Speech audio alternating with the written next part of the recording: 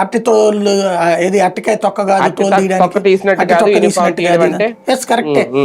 పెద్ద పెద్ద ఆఫీసర్లు ఏమయ్యారు ఇప్పుడు? ఐపీఎస్లు ఏమయ్యారు?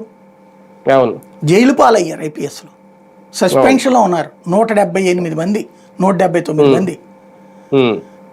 అధికారం అనేటటువంటిది అహంకారాన్ని తెచ్చిపెడుతున్నటువంటి రోజులు ఆంధ్రప్రదేశ్లో. ఏదో అయిపోతుంది ఏం కాదు అనుకోవడానికి ఏం కాదు, ఏమైనా చేయొచ్చు. ఎప్పుడో 4 ఏళ్ల క్రితం కేసులకి ఇప్పుడు కేసులు కడుతున్నారు. 4 ఏళ్ల క్రితం జరిగిన ఇన్సిడెంట్స్కి. అట్లాంటప్పుడు ఇప్పుడు ఇన్సిడెంట్కి రేపు కట్టరా? ఇవాళ కోర్టులు అంగీకరించినప్పుడు రేపు అంగీకరించకుండా ఉంటాయా?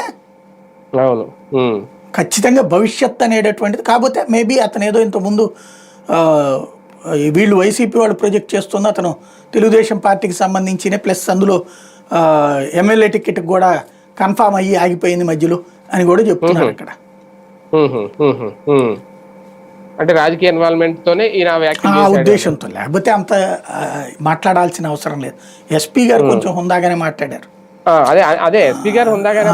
ఈయన దగ్గర కొంచెం వేరేగా వెళ్ళింది అంటే సంథింగ్ అతని దగ్గర ఇంటెన్షన్ కనబడుతుంది. అంటే ఇప్పుడు గోరంట్ల మాధవ్ ఇన్స్పిరేషన్ అయ్యి ఉండొచ్చు. గోరంట్ల మాధవ్ ఇంతకు ముందు జేసీ దివాకర్ రెడ్డి వాళ్ళని తొడలు కొట్టాడు కదా, ఆ తర్వాత తను పిలిచి జగన్ టికెట్ ఇచ్చాడు కదా, ఎంపీ అయిపోయాడు. కాబట్టి ఈయన ఎమ్మెల్యే అవ్వాలని కోరుకుంటుండొచ్చు. కానీ అంటే జగన్మోహన్ రెడ్డి దగ్గర నుంచి ఒక ఎస్సీ స్థాయి వ్యక్తి మాట్లాడడం అంటే చాలా డేర్ చేశారు. సంచలనం, ఆషామాషీయం కాదు.